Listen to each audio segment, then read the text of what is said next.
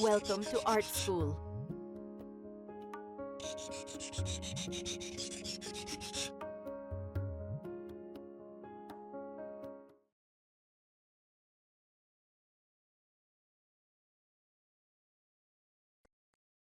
Hello everybody, welcome to another video of the Maya to Substance Painter 10-week texturing sprint. And this time around, we want to double check what we did so far. So far we checked for clean topology, we checked for proper naming convention in our shader, for example. Here's our shader called Coffee Grinder Metal Matte, Coffee Grinder Wood Matte. So we're good. Click here, go to UVs, check it out. All the UVs are here, unwrapped. Nothing is creeping over the border, which is great. So now it's time to export our asset to Substance Painter. Okay, cool. We're going to be exporting in a format called FBX. Okay, so we're going to go File, Export Selection. I'm going to create a folder and I'm just going to call it Objects.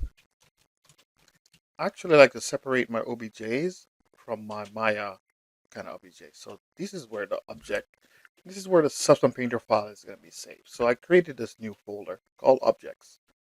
And I'm going to call it Coffee Grinder. And in the file type, you want to choose not Maya ASCII, not Maya binary. You're going to scroll down to something called an FBX export. You could read up in your spare time what is an FBX and what are the advantages of FBX. And then I'm going to export. I'm going to copy this location here.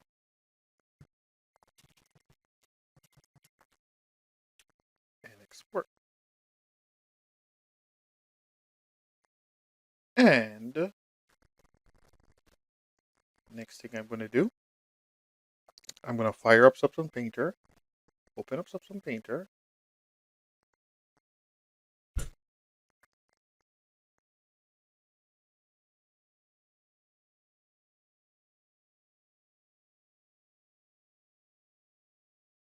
The very next step to get our FBX object inside of Substance Painter, you're going to go File, New, and I want to, first of all, pick the proper template. So I'm going to choose the very top here, default PBR metal roughness.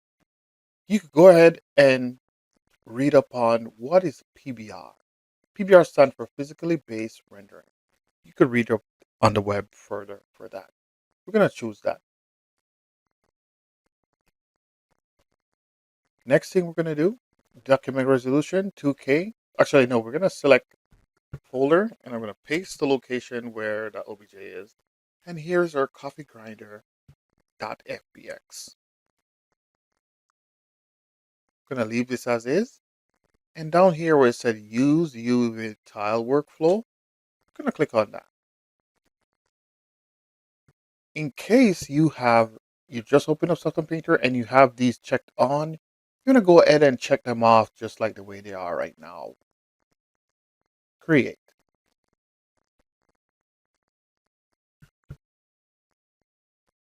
You can look at your asset.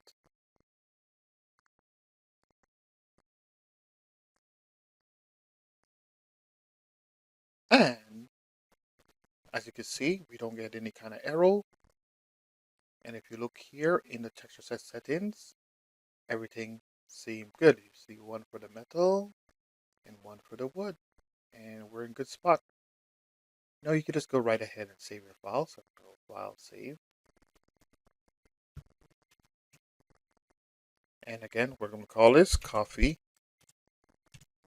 Grinder. And I'm going to hit Save.